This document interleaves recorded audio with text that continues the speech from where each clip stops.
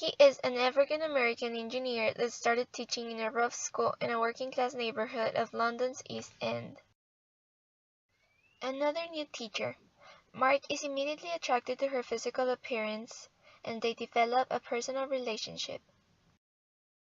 He is an athletic young man more interested in physical things such as boxing or girls. He defies Mark's role as disciplinarian and teacher by bringing obscene magazines into class.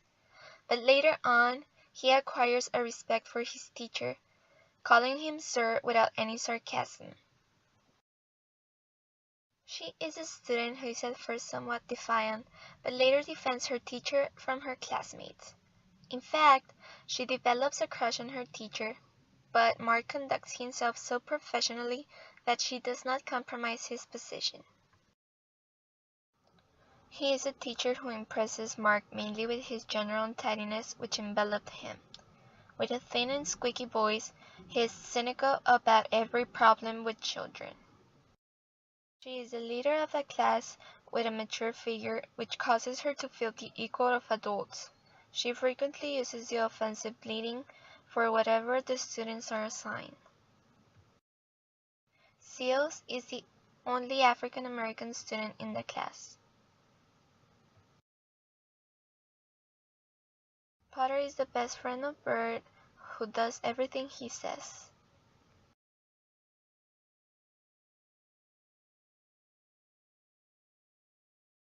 The movie started as Sir coming into the city, and he is in the bus. He meets with a lady, and they're just talking about pop culture stuff that's happening at the time. He's headed on his way to his new job, so he goes into the teacher's lounge and talks with his coworkers about his new job, when whether or not he's gonna like it or not.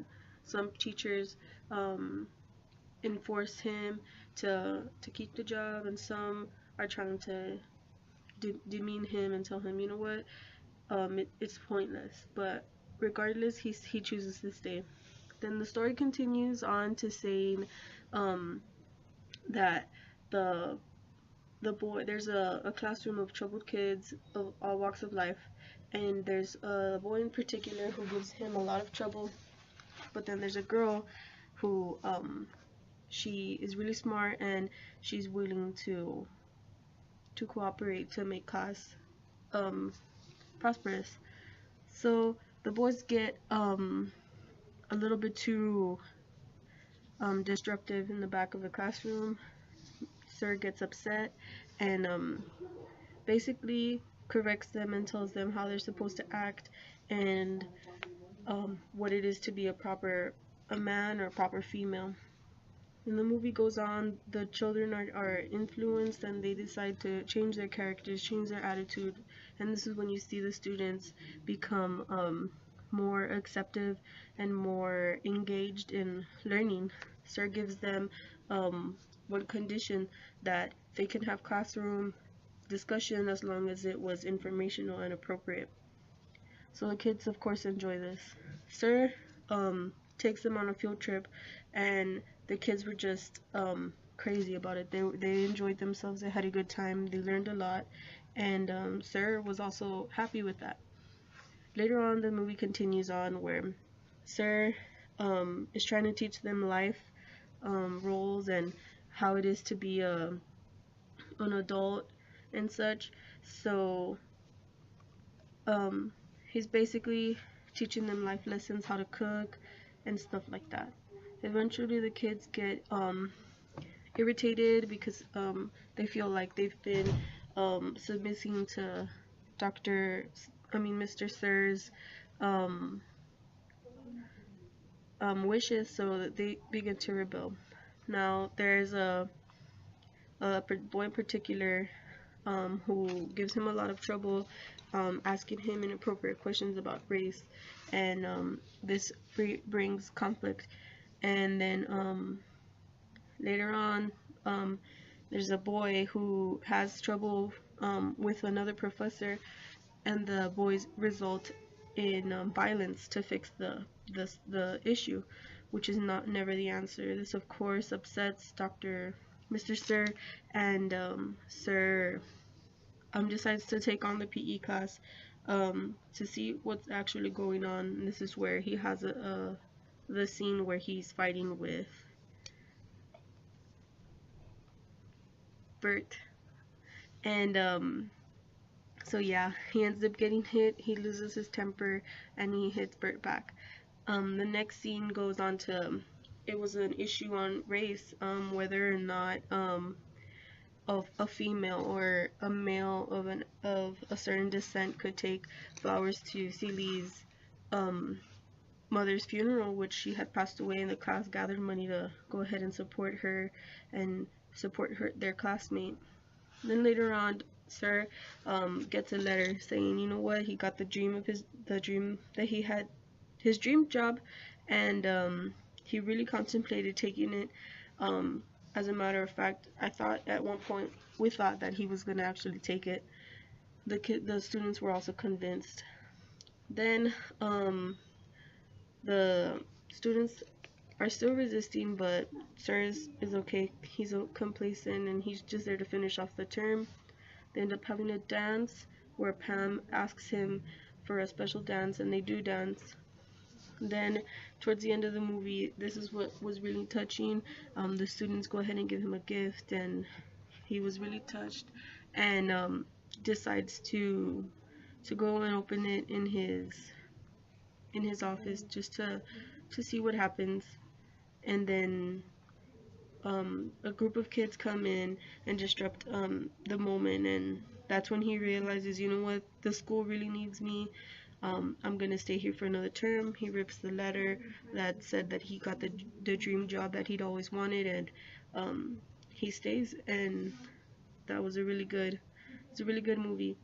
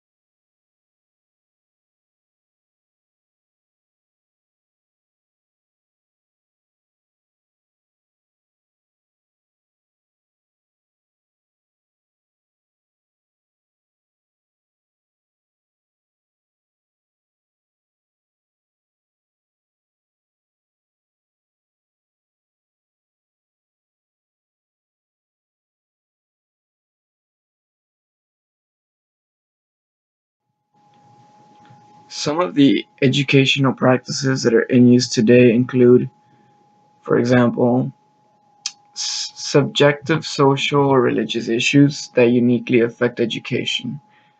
Issues like gun control, sexual education, prayer, creation versus evolution, and corporal punishment in schools is, for the most part, what is based on personal opinion for a lot of people.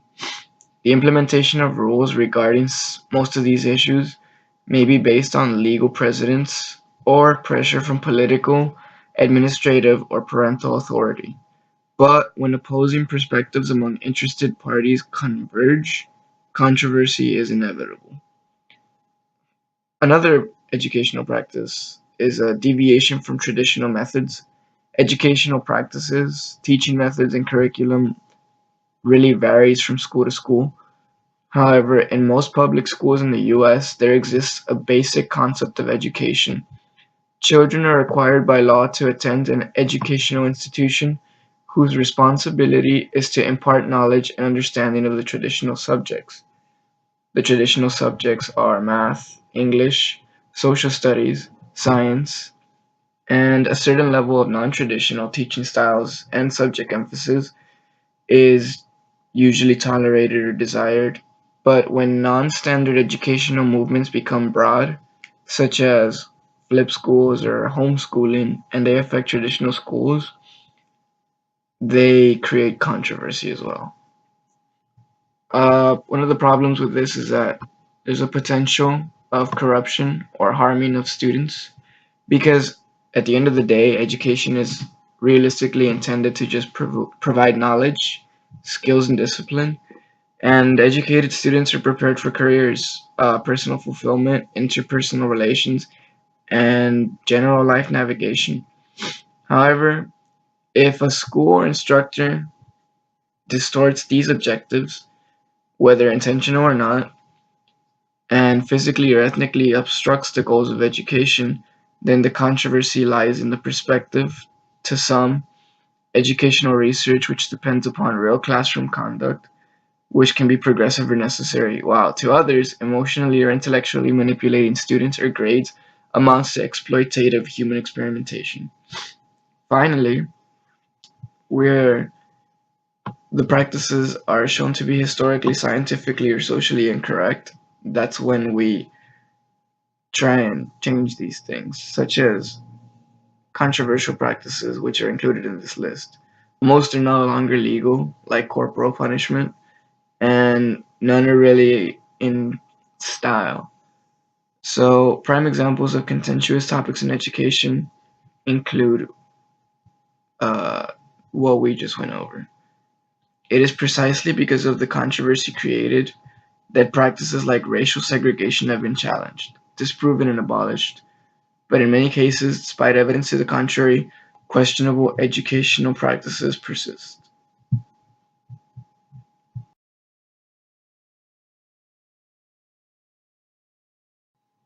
A teacher's ethical dispositions within their settings include their own moral obligations, which is to provide excellent instruction.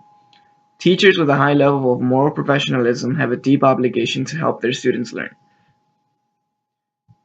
Some of the obligations that were written in an article in 1995 which demonstrate moral professionalism include coming to work regularly and on time, being well informed about their student matter, planning and conducting classes with care, regularly reviewing and updating instructional practices, cooperating with or if necessary confronting parents of underachieving students, cooperating with colleagues and observing school policies so the whole institution works effectively, tactfully but firmly criticizing unsatisfactory school policies and proposing constructive improvement.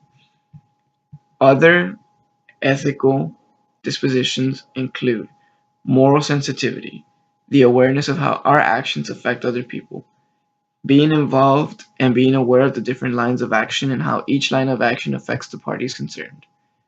Another one includes moral judgment, and it involves intuitions about what is fair and moral. It requires the teachers to make moral judgments about complex human activities, which include the activities of their own students. A third example is moral motivation, which requires a prioritization of moral values over personal values, particularly in professional settings. And finally, moral character, which requires individuals to act on their moral convictions. Many training strategies which lend themselves to enhancing moral sensitivity include role playing exercises to sensitize pre service teachers to professional dilemmas. Um, in addition, moral judgment training strategies might include the direct teaching of criteria for making professional moral judgments in cases involving informed consent, paternalism, or breaches of confidentiality.